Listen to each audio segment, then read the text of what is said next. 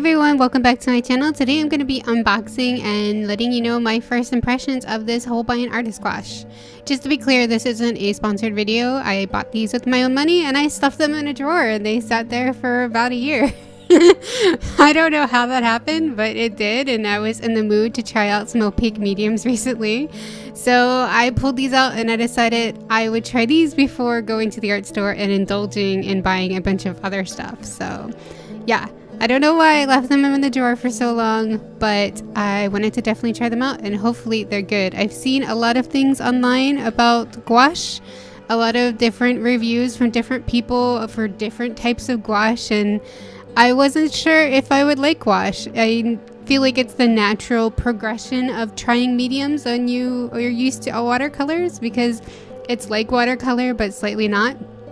But I didn't really know what to expect. I heard that you can apply the gouache thickly or thinly like watercolor. It could be used to fix mistakes with watercolor, which is the #1 reason I ended up buying it.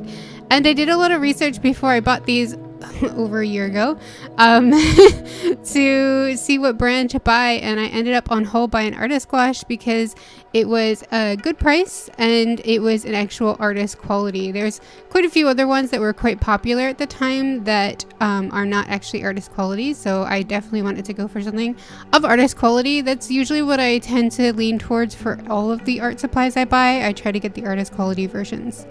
So the other thing I expected, based on what I've seen on videos, is that all of the colors that came out of the gouache would be milky, like very opaque, very whitish.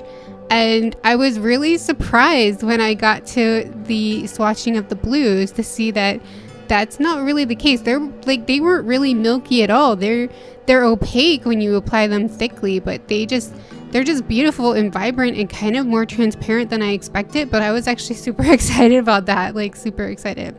I'd seen a couple videos before I started swatching and started to do a drawing as to how you apply gouache, and again, it seems like the proper way to do it is to apply it thickly, so I tried to keep that in mind when I was doing the swatches. So I tried to apply on one side the paint like more thick, so I would see what that looks like, and then on the edge I added water so I could see what it would look like, kind of watered down like watercolor. The only experience I've had so far with gouache at all, like totally, there's only one other experience I have, is I bought a tube of De La Rowney white gouache forever ago, and I've used that for all my like little touch-ups, and I absolutely love that. It's great. But that's the only experience I've had, and I know De La Rowney is like more of a student grade type brand. So my expectations going into this was that my De La Rowney gouache tends to be flaky when you re-wet it, so it gets to a point where you can't re-wet it at all because no matter how you work it, the flakes won't go away. But it's great right out of the tube, and it's like nice and vibrant. Yeah, I think that's all I could think of. Oh, it's quite chalky. It's quite chalky afterwards, especially on the paper. So when I first swatched out this one, the first color I did swatch out was the white. So I was instantly comparing in my head what it was like, and I was a little disappointed because the first impression was it was a bit rubbery feeling. I don't know how to explain it. That's how it felt on my brush. It felt almost rubbery. And I didn't feel like it was super opaque. I was a little bit disappointed. I had to go and do another layer just to get over the black Copic marker so I could see how opaque it was. So I instantly thought in my head that it seemed less opaque than my De La Rowney. But it really shone later because I had put all these little dots to do the swatching on the palette. And then later when I started doing the color, I just reactivated all those dots with water, and it reactivated like a freaking dream.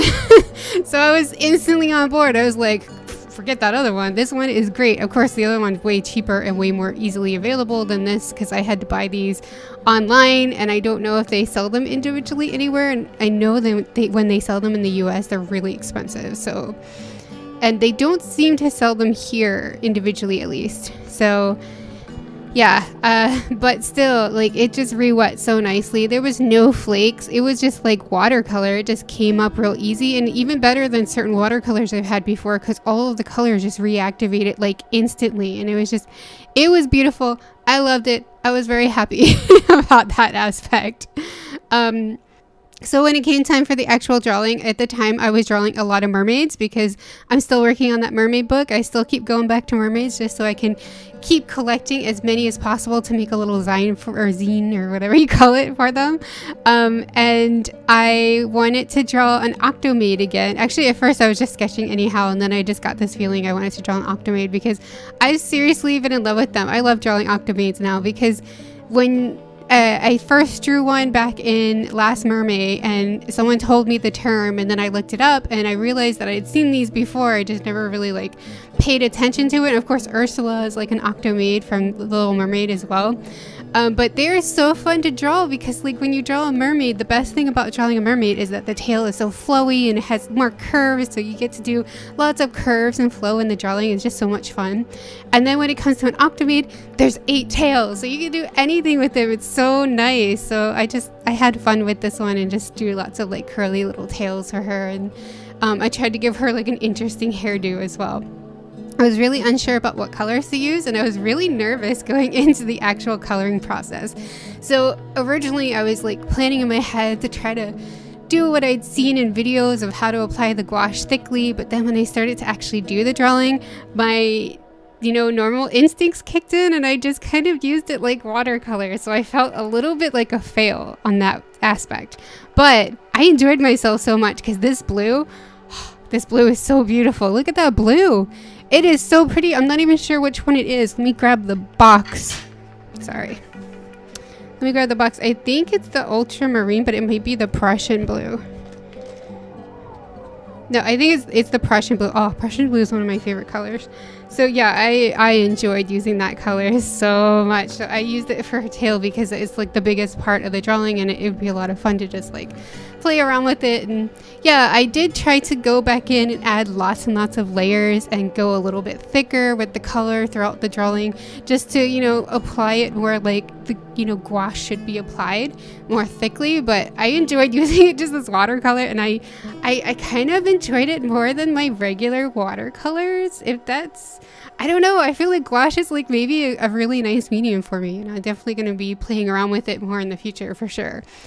Up till this point, I've only used it once though, because I kept telling myself not to use it, because then like I would spoil the surprise for this drawing, and then this video took me forever to edit and post. So after this, I'll definitely be playing around with this more. But yeah, I enjoyed this so much.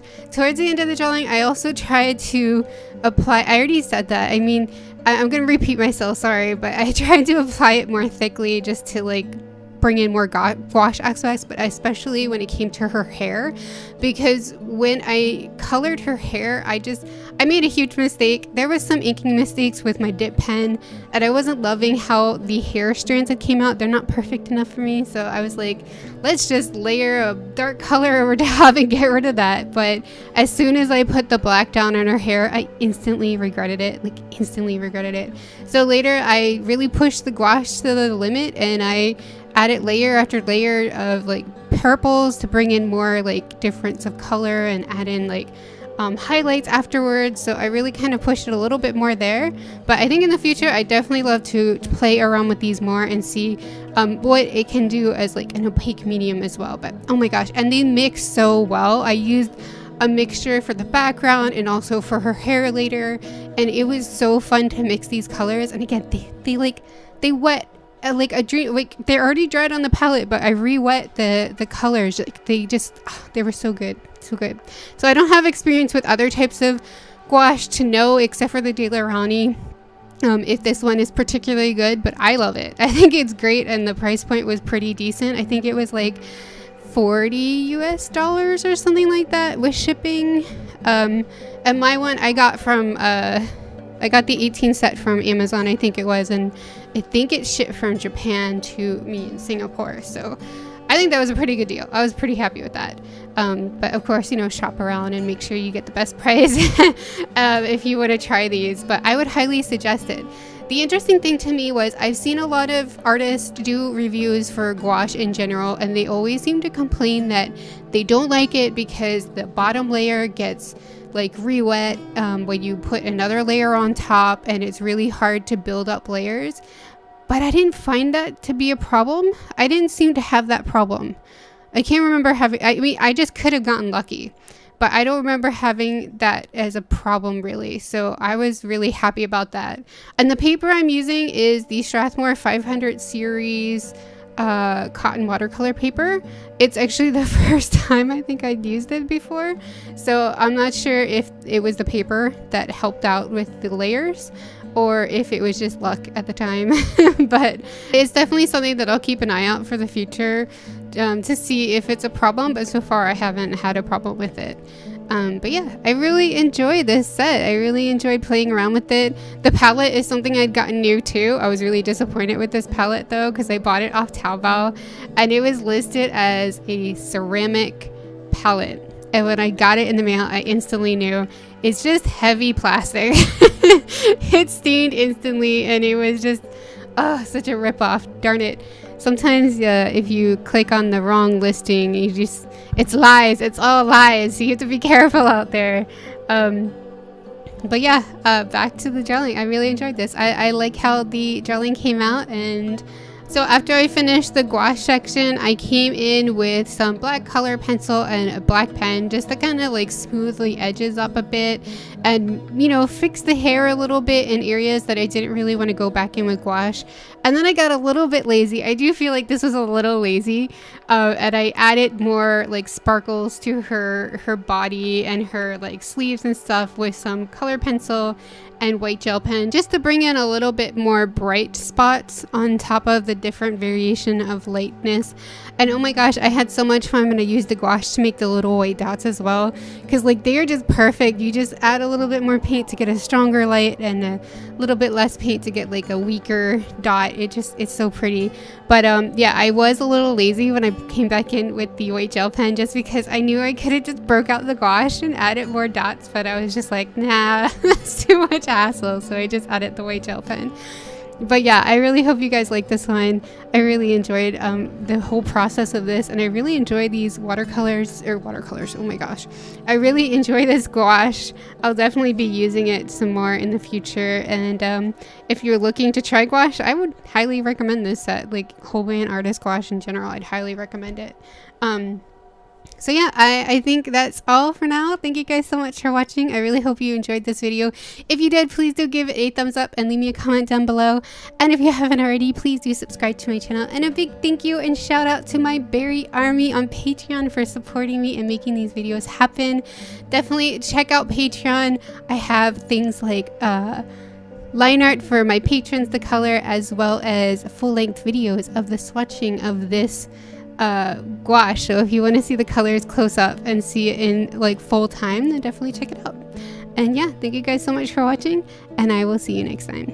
Bye.